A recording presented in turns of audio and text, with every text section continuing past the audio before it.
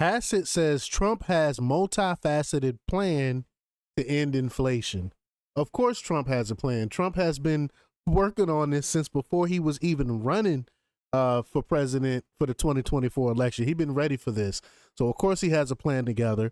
And I think it's funny that the mainstream media, I'm talking about the left-wing media, are trying to pretend like the inflation going up and everything that's going on is his fault when Trump only been in office for 20 some odd days. Yet they're trying to blame the economy on Trump. It's hilarious. It's not working. Nobody in America believes that, except for, again, the crazy leftists that is pushing this propaganda. We all know it to not be true. But Kevin Hassett, he's an American economist who is the director of National Economic Council. So we're gonna play this clip and hear what he has to say about it. But before we get started, go ahead and hit that like button, share this out so we can get this information out there. Subscribe if you're not already a subscriber, and hit that alarm bell so you know when I'm putting out new stuff. Also, check out my link tree in the description. It has a link to my Patreon. That's where I talk about things that I can't talk about here. There's also a link to my Instagram and my X account, so follow me there as well. All right, so let's get to this clip. Y'all know me. I love talking about the economy. I love talking about finance. So let's hear what he has to say, what Hassett has to say about Trump's plan. Here we go. We want to turn now to the economy and inflation, which compared to last January ticked up about 3% last week. Kevin Hassett is the director of the National Economic Council, and he joins us now. Good morning to you, Director. Good morning, Margaret. Good morning. So I don't have to tell you, but the rest of the country saw their egg prices at the grocery store go up. We're now at a record high. Before we get to that, they're blaming Trump for the price of eggs going up. That's not Trump's fault. Trump wasn't the one that murdered millions of killed millions of chickens. That was Biden's plan. That was Biden's idiotic plan to kill millions of chickens. That's not going to solve the problem because the bird flu goes from flying birds, and we know chickens don't fly. So it will come from ducks and geese, not from regular chickens, which he killed 2 million of. So let's play this clip here. Here we go. Due to that bird flu outbreak, but also labor costs, and that's contributing to food costs overall.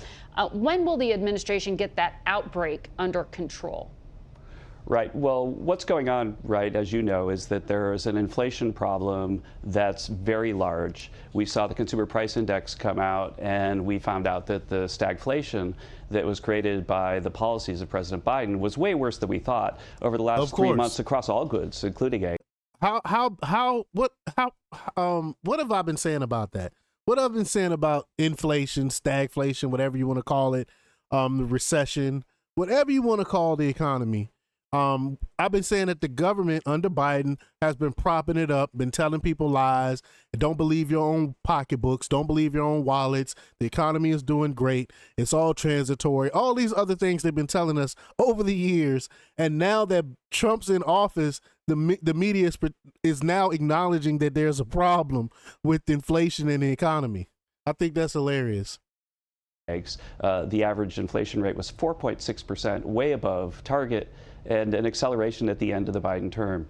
And, you know, this is really not just us. You could go look at Jason Furman, Larry Summers, economic advisors of President Biden kept saying, don't do this. You're going to cause massive inflation. In fact, Jason Furman has a very thought-provoking piece in Foreign Affairs right now calling the Biden economic record a tragedy. And this is them, not us, right? It's so now we've got a lot of things that we're doing to get a hold of it. There. Excuse me? You were talking about fiscal spending there. Well, where does inflation come from, right? And so what we're doing... inflation comes from the government overspending. That's where the main thing inflation comes from. And that's why when Trump fixed government spending, he could fix the economy. This woman don't know what the heck she's talking about. now is we've got really a multifaceted plan to end inflation, and I'll go quickly because I want to end with what we're doing with egg prices. But we're going to have a macroeconomic change that has supply side tax cuts so we have more supply, and we're going to reduce government spending both through what DOGE is doing and through congressional action.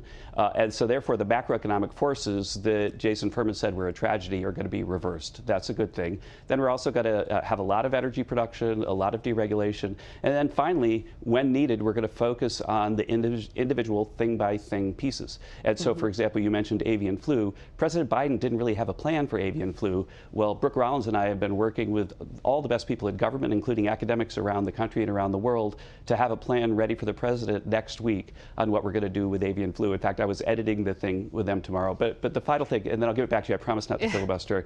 The question is like, why did we do this? Why did we do this? That's what everybody's talking about. But the thing that I always start with when I'm looking at what we're doing and what the president wants us to do is, why did they do that? Why did they do that? And there are too many times where it feels like nobody thought about that in the press or maybe the left-wing economists. Why did they do that? Why did Biden print so much money and cause so much inflation? Why did he do it? Oh, Kevin, that's what I'm thinking Kevin, about. you know, we talked about that on Face the Nation quite a lot. I don't want me to criticize you. Okay, good for you. No. So next week we'll see the plan on how to get avian flu, how to get bird flu under. I could talk about it right now if you'd like to. Well, sure. What is the plan? What are you gonna do? Yeah, so again, the Biden plan was to just, kill chickens. And they spent billions of dollars just randomly killing chickens within a perimeter where they found a sick chicken. And so I just went to the grocery store. I shop for our family in part because I love to look at prices. And there were no eggs at the store yesterday, just a few. And so that happened because they killed all the chickens. And so what we need to do is have better ways with biosecurity and medication and so on to make sure that the perimeter doesn't have to kill the chickens. We have a better, smarter perimeter. And so having a smart perimeter is what we're working on, and we're finalizing the ideas about how to do that with the best scientists in government. And that's the kind of thing that should have happened a year ago. And if it had, then egg prices would be a lot better than they are now. But the avian flu is a real thing. And by the way, it's spread mostly by ducks and geese. And so think about it. They're killing chickens to stop the spread, but chickens don't really fly. The spread is happening from the geese and the ducks. And so why does it make any sense to have a big perimeter of dead chickens when it's the ducks and the geese that are spreading it? Facts. Well, that's the facts. Department of Agriculture policy has been to kill those chickens, as you know, but we'll watch for the details of that. Sure. But let's get back to something the president said. Higher interest rates, as you know, are part of that battle against inflation that the Federal Reserve has been waging. But this past week, the president called for interest rates to be lowered. Why does he think that's going to lower your grocery prices? Well, first of all, I want to say that I just this weekend have arranged to begin once again regular lunches with Jay Powell at the Federal Reserve. And Jay and I have a long and collegial relationship, and I'm going to go over there with him and the other governors. So we're going to talk about our views about what's going on and listen to his. And that collegiality has been going on for 4 years when I was here before, and the president very much values that. I think that the thing about lower interest rates. Oh, no, I'm going to talk about, Jay's an independent person. The Fed independence is respected. And the point is the president's opinion can be heard. He's the president of the United States. But here's the thing that I think is interesting, that if we get inflation under control, then that takes the pressure off the Fed. And one way to tell whether markets think, are we getting inflation under control, is to look at longer term interest rates that the Fed doesn't affect directly. And if you look at it, the 10-year Treasury rate has dropped about 40 basis points over the last couple of weeks while we announced our plan to control inflation. That saved the American people about $40 billion. About $40 billion just from talking about the stuff that we're about to do. Okay. It's pretty good. Right, but the president's statement contradicts economic policy, as you know. Inflation rates are already, I'm saying that the interest rates are already lower by 40 basis points. So interest rates are lower. The one that matters the most for the economy is maybe the 5 or 10 year rate. Those are the ones that matter the most, and those are down already. So the president's right about that. Before we run out of time, I really want to make sure I get to you on tariffs, because there's concern that will add to prices, because they'll be added on to consumers and what they pay. How are these reciprocal tariffs going to work? The president was tweeting he wants to put them on like 175 different countries that have a VAT tax, a value-added tax. We're talking to leaders of other countries all the time. Last night, into the wee hours of their morning and kind of the late night for me, I was talking to Minister Reynolds from the UK about this very matter. But here's the way I'd like to think about it. That right now, U.S. companies are paying foreign governments about $370 billion a year in tax. And foreign companies are paying the U.S. government about $57 billion in tax, and a How's lot that of it right? is because of the VAT. But if we didn't have to pay the foreign government's tax, over 10 years it'd be about $5 trillion of tax that U.S. citizens don't have to pay. That would more than pay for the tax cuts that we're debating right now. And so if we get some of that money back, either through tariffs or obviously if they reduce the tariffs and VAT, then that's good for Americans. It's going to put more money in their pockets. And that's what President Trump is trying to do. Facts. Kevin Hassett, I'd like to have you come back, sit at the table and talk through this in more detail at another time. We have to leave it there for today. Thanks. There we go. I'm all for it. Y'all know how I feel about tariffs. I'm all for the tariffs as well. It's not fair for these countries to go in and tax us, but yet we don't tax them anything. We don't put any tariffs on them, but it's okay for them to tax us. It's crazy. It's unfair. It's not right.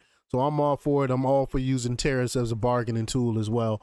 But y'all let me know what y'all think about this. Y'all think Trump's economic plan is going to work? I'm very optimistic, but let me know what y'all think. Leave your comments down below. Like, share, and subscribe, and check out jjthepsychotherapist.com for the latest in news. Until next time, peace.